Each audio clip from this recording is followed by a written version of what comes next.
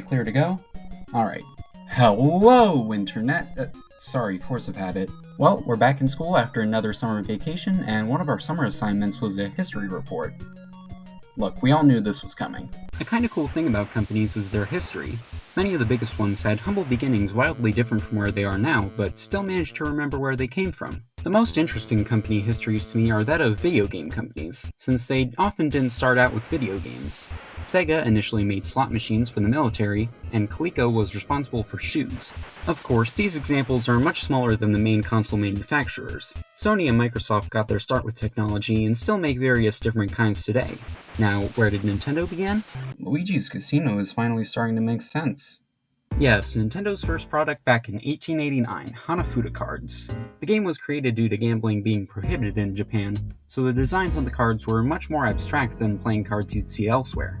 Hanafuda cards are divided into suits based on months of the year, each one featuring really beautiful art that can be combined in various ways to score points. Later on, Nintendo would even partner with Disney to feature artwork of their characters on Hanafuda decks, broadening the appeal of the cards and paving the way for Nintendo actually still makes Hanafuda cards to this day, although obviously they didn't stick to that exclusively.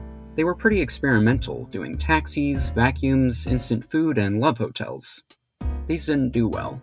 Nintendo tried to pivot over to the toy industry due to their experience with Disney IPs, but things weren't going very well for the company. That was until one Gunpei Yokoi came into the picture.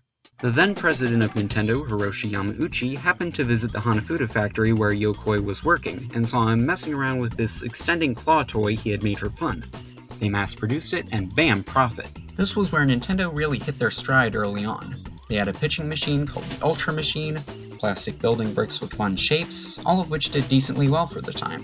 One thing I find especially cool about this era is how many of these early toys ended up becoming NES games later on, such as Duck Hunt, Wild Gunman, and Mach Rider.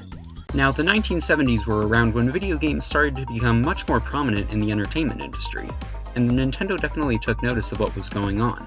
Their first attempt at a video game was EVR Race, a machine that let you bet on a virtual horse race that played on the titular EVR disc, since betting on those was one of the few exceptions to the anti-gambling laws in Japan. You could argue that it's a bit of a stretch to call this a video game, but these certainly are. The Color TV game series of consoles were pretty simple yet effective for their time, albeit not super original. Yeah, some of Nintendo's early video games were derivative of the most popular ones at the time, such as Pong and especially Space Invaders, with games like Radarscope not doing quite as well as the company had hoped. They did have a little success with the Game & Watch LCD games, but what they really needed was a heavy hitter in the arcade. Enter Shigeru Miyamoto, a fairly new Nintendo employee at the time. After Radarscope crashed and burned, he was assigned with the task of converting the unsold machines into a new game. Initially, the idea was to make a game based on the Popeye cartoon series, but due to difficulty with making sprites of the characters, Miyamoto opted for original characters with a similar dynamic.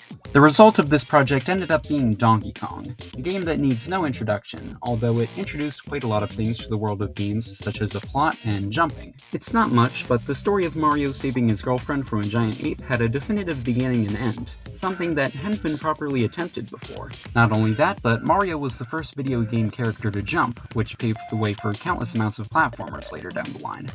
That's right, we know who to blame. After that, the rest is what you might expect.